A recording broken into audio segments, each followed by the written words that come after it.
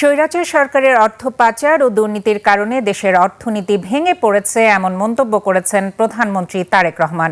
সংসদে প্রশ্নোত্তর পর্বে তিনি বলেন, দেশি বিদেশি বিনিয়োগকারীদের আকৃষ্ট করতে সরকার বিভিন্ন পদক্ষেপ নিয়েছে, যা বাস্তবায়ন হলে দেশের অর্থনীতি আবারও ঘুরে দাঁড়াবে। শফিকুল ইসলামের রিপোর্ট। বুধবার বিকেলে স্পিকার হাফিজ উদ্দিন আহমেদের সভাপতিত্বে শুরু হয় ত্রয়োদশ জাতীয় সংসদের দ্বিতীয় অধিবেশন। প্রথমেই সংসদে প্রশ্নোত্তর পর্বে বক্তব্য রাখেন প্রধানমন্ত্রী তারেক রহমান।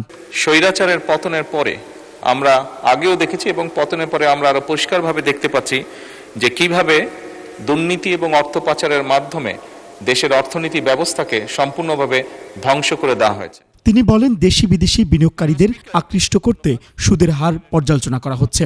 কেউ বিদেশি বিনিয়োগ আনতে পারলে দেওয়া হবে পরামর্শ ভাতা। আমরা শুধু বিদেশি বিনিয়োগী যে আকর্ষণ করতে চাইছি তা না, একই সাথে আমরা আমাদের দেশীয় বিনিয়োগকারী যারা আছেন তাদেরকেও আমরা উৎসাহিত করতে চাইছি এবং ডিরেগুলেশন একটি পদ্ধতি যার মাধ্যমে আমরা এই কাজটি বাস্তবায়ন করতে যাচ্ছি। মাননীয় স্পিকার, এর বাইরেও সুদের হার যেটি বলেছেন, এখানে কতগুলো বিষয় আছে, এই বিষয়গুলো পর্যালোচনা করা হচ্ছে। প্রশাসনের জবাবদিহিতা নিশ্চিতে প্রয়োজনীয় সংস্কার করা হবে বলেও জানান সরকার প্রধান। সরকারি চাকরির শূন্য পদে নিয়োগ প্রক্রিয়া দ্রুত শুরু হবে বলেও জানান তিনি।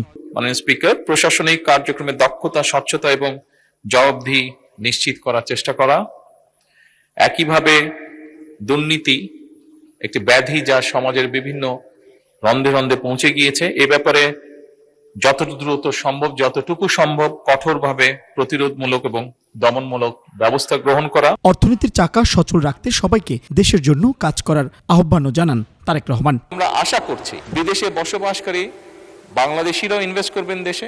শফিকুল ইসলাম, একুশে টেলিভিশন, ঢাকা।